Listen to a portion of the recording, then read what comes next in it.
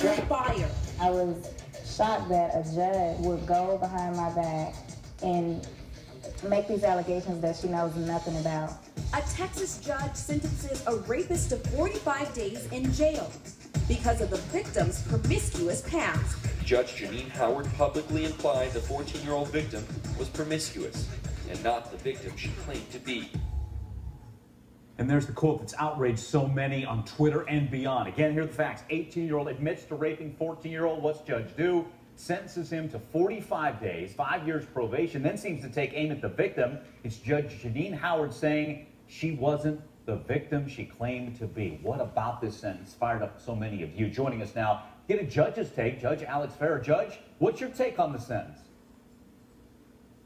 Well, I think I know what she was trying to say, but she certainly picked the wrong words to say it. I mean, as judges, we look at all the circumstances of the case, and in this case, the alleged circumstances are that the young girl, supposedly did want to have sex with him. She just didn't want to have it on school premises, and he started something, and when she said stop, he continued going.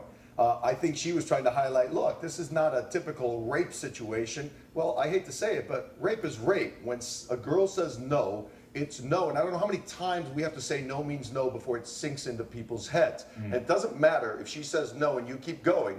It doesn't matter if she has 300 partners or if she has 0 partners. You still raped her. And that, as much as she was trying to differentiate it, there's not much of a distinction there. Well, on top of which, she picked words that made it sound like she was blaming the victim, which is completely inappropriate. Well, here's the judge's statement, sticking to her guns. There are rape cases that deserve life. There are rape cases that deserve 20 years. Every now and then you have one of those that deserves probation. This is one of those, and I stand by it. My job is not to make people happy. My job is to follow the Constitution and do the right thing. I will always do the right thing. Judge, you intimated at her tactics, asking if the victim had cried during the attack.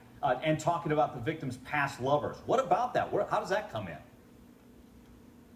Well, as I said, I understand what she was going for in general. For example, somebody who kidnaps you and terrorizes you and holds you for ransom may very well get life in prison and may very well deserve life in prison.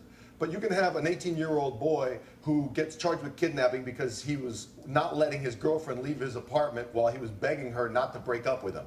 He could still get charged with kidnapping. I don't think anybody would say that he deserves life in prison. Judges look at the factual circumstances and say, okay, that was wrong, you shouldn't have done it, maybe I'll give you this sentence instead of life in prison. Got it. I think that's what she was trying to say about him, but she totally picked the wrong way to say it. The circumstances do affect the punishment, and that they should, otherwise a computer should do sentencing instead of a real live judge.